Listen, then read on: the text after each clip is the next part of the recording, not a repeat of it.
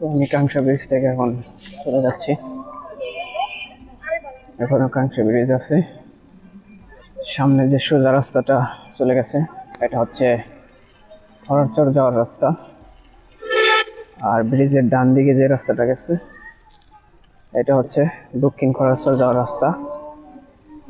এই রাস্তা দিয়ে দক্ষিণ খরচর যাওয়া যায় এবং খরচরে যাওয়া যায় ফকির বাড়ি হয়ে।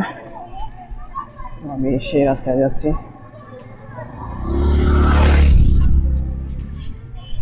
এই বাম পাশে গাছ ছিল, তখন জায়গাটা অনেক সুন্দর ছিল, এখন গাছগুলো কেটে ফেলা হয়েছে জন্য অতটা ভালো লাগতেছে না। এটা হচ্ছে আমার ব্যক্তিগত মতামত, আপনাদের কেমন লাগতেছে সেটা কমেন্ট করে জানাতে পারেন। আমি এখন দক্ষিণ খরচরের দিকে যাচ্ছি।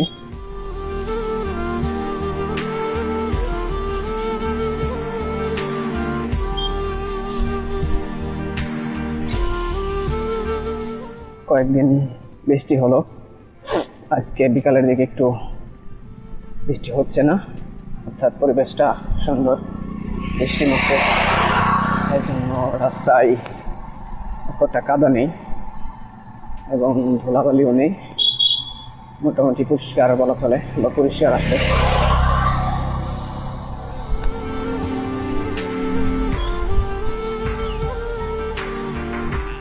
গ্রাম বাংলার রাস্তা দেখতে অসাধারণ, দুপাশে ঘরবাড়ি থাকে এবং রাস্তার পাশে হচ্ছে গিয়া গাছ থাকে।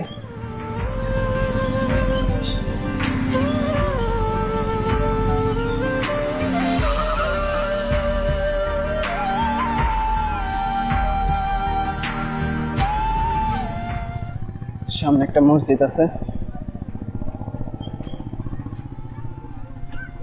এর পাশে রাস্তাটা ভালো, দুই পাশে গাছ আছে, আর ডান পাশে দেখতে পাচ্ছি ধান লাগাচ্ছে, জানি না এখন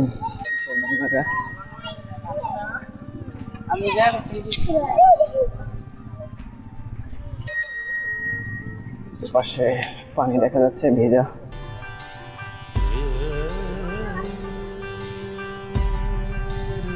গ্রামে এখন বিল্ডিং হয়ে যাচ্ছে, হয়তো বা 40-50 বছর পর টিনের ঘরগুলো থাকলেও কম থাকবে, কারণ যে হারে মানুষ বিল্ডিং দিতেছে 50 বছর পর হয়তো বা টিনের ঘর দেখা নাও যেতে পারে। সামনে হচ্ছে মসজিদ, রাস্তার বাম পাশে, আর সামনের রাস্তাটা হচ্ছে কাদা দেখা যাচ্ছে। ওই পাশে পিছনের রাস্তাটা ভালো ছিল, সামনে হয়তো আরো খারাপ হতে পারে।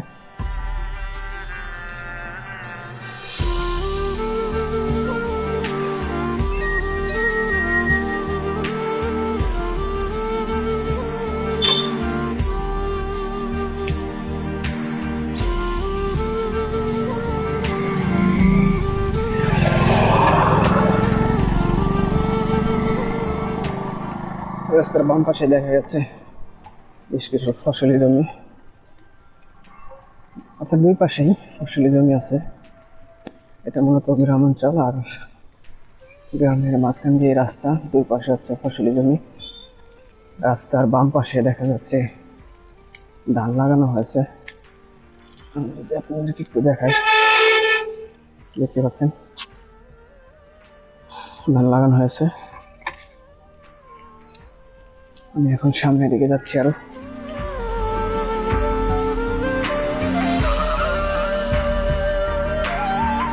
এগুলো হয়তো বা বন্যার পানি আসার আগে বা বন্যার পানি আসলেও হয়তো বা ধানগুলো হয়ে যাবে, এই জন্য মূলত এই সময় ধানগুলো লাগানো হয়।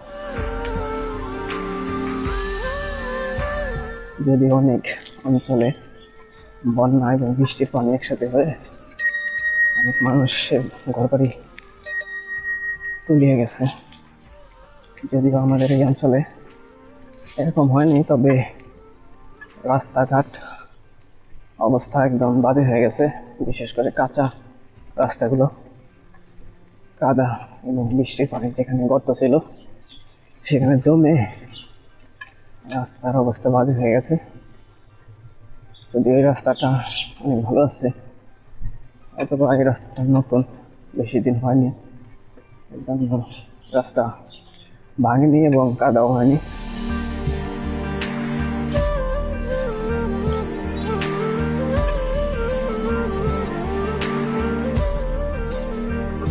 রাস্তার বাম পাশেও ধান লাগানো হয়েছে। আমি এখন যাচ্ছি ডান দিকে, সামনে আছে 4 রাস্তার মোড়, হয়তো আর কিছুক্ষণ গেলেই।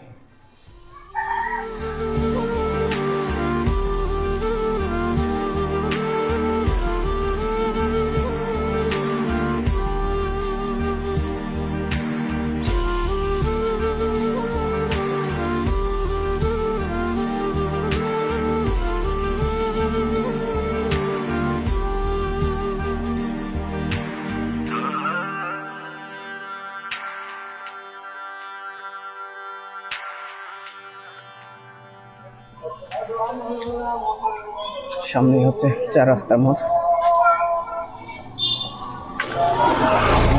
দেখা যাচ্ছে।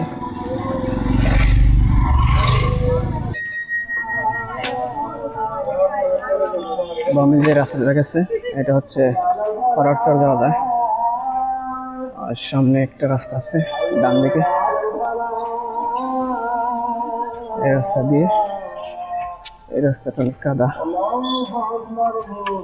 একদম বাজে অবস্থা। আমি এখন সামনে রাস্তাটা দিয়ে যাব, সামনে একটা স্কুল আছে, হচ্ছে এপেইস সম্ভবত প্রতিষ্ঠাতা, একটা সংস্থা, এরা এই স্কুলটা বানিয়েছে। তো ভিডিওটা এখানে শেষ করছি, ভালো থাকবেন, সুস্থ থাকবেন, আল্লাহ হাফেজ।